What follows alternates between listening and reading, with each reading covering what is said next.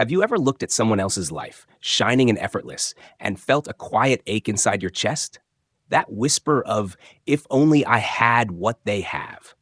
That small voice of inadequacy, drowned by the noise of other people's success.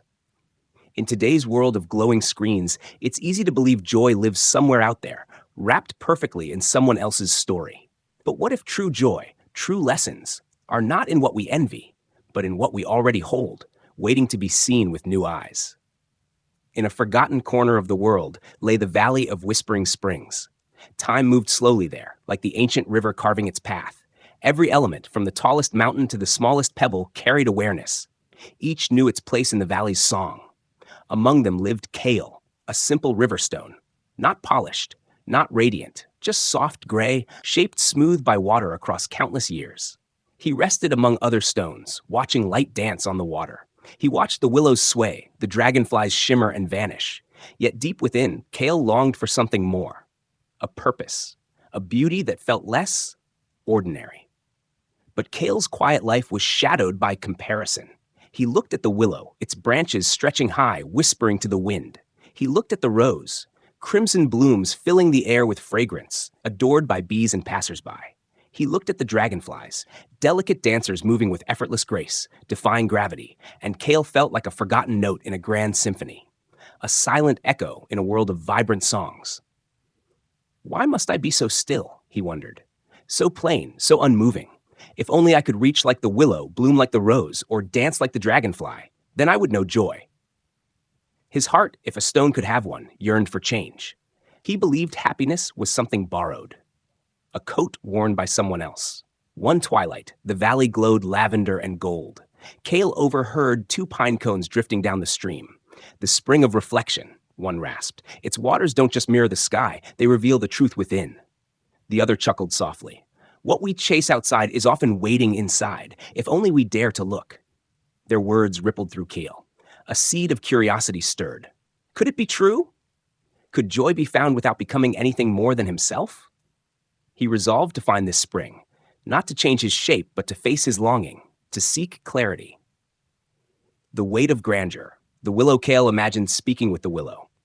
"Oh, magnificent willow," he asked. "How glorious to stand tall, to feel the sun on your highest leaves, to live for centuries." The willow sighed through ancient wood. Glorious, perhaps, to those who only watch. But height brings exposure. I have faced furious storms, branches torn by winds, roots battered by floods. Every winter aches. Every growth is strain. My beauty lives in scars, my wisdom in pain. I am anchored, Kael, bound to this spot forever. What I wouldn't give for the freedom of a stone, to roll with the currents, to feel movement. Kael trembled. He had seen only grace, never the burden. The thorn of allure. The rose, Kael turned to the rose, petals unfolding like secrets. "Dear rose," he said, "your beauty is unmatched, your fragrance divine. Surely every moment is adored." The rose rustled. "Yes, adoration comes," it replied. "But beauty is fleeting. Today my petals shine, tomorrow they fall, leaving only thorns. My thorns protect, yet wound me too. They push away even gentle admirers. I bloom to attract, yet battle insects, burning sun, hungry animals. My life is beauty and vigilance, a fragile dance on the edge of ruin. To exist quietly, free from the pressure to be beautiful, like you, Kael. That is a luxury." Kael had seen only the bloom, never the thorns. The fragility of flight. The dragonfly. Finally, Kael turned to the dragonfly, a symbol of freedom. "Oh, dragonfly," he dreamed, "to soar above the water, to dance in sunlight, your life must be endless joy." But the dragonfly's voice carried sorrow. "Freedom, you say? My life is but a blink compared to yours. Every moment is survival, searching for food, dodging predators. One strong wind, one hungry bird, and my shimmering dance ends. My beauty is brief, my joy shadowed by its end. To have your strength, your permanence, that is a freedom I can only dream of."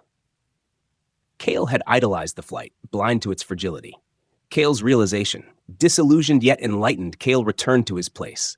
The murmurs of the valley carried new meaning. He had not found the spring of reflection. But the wisdom of the pines had led him to an inner spring. And just as Kael settled into this understanding, a small human hand reached into the water. It belonged to a child, no older than 5. Her eyes glowed with discovery. She picked Kael up, not for his shine, but for his smooth, steady weight. She skipped him across the river, and for a moment, Kael danced higher than any dragonfly. Then she placed him as the cornerstone of a tiny dam, a solid foundation for her imaginative world. Kael no longer saw himself as plain. He was resilient, steadfast, strong. His gray was a canvas for the river's art, his stillness a symbol of endurance. He finally understood his quiet gifts: stability, longevity, strength. A profound peace settled over him, deeper than any river. Kael was a river stone, and in that, he was enough. The lesson. The secret to happiness is not in chasing more, not in becoming a willow, a rose, or a dragonfly. Even the admired carry storms, thorns, or fragility. Happiness is found in acceptance, in cherishing the unique design of our own being. Each of us, like Kael, holds worth and purpose, strengths that may seem ordinary to us, yet priceless to the world. Comparison steals joy. It blinds us to the miracles within our grasp. But when we stop chasing another's mold, when we embrace our resilience, our beauty, our stillness, or our dance, we uncover the truth. You are enough, exactly as you are. So take a moment today. Don't look at glittering screens or perfect lives. Turn your gaze inward. What textures are yours? What silent strengths do you carry?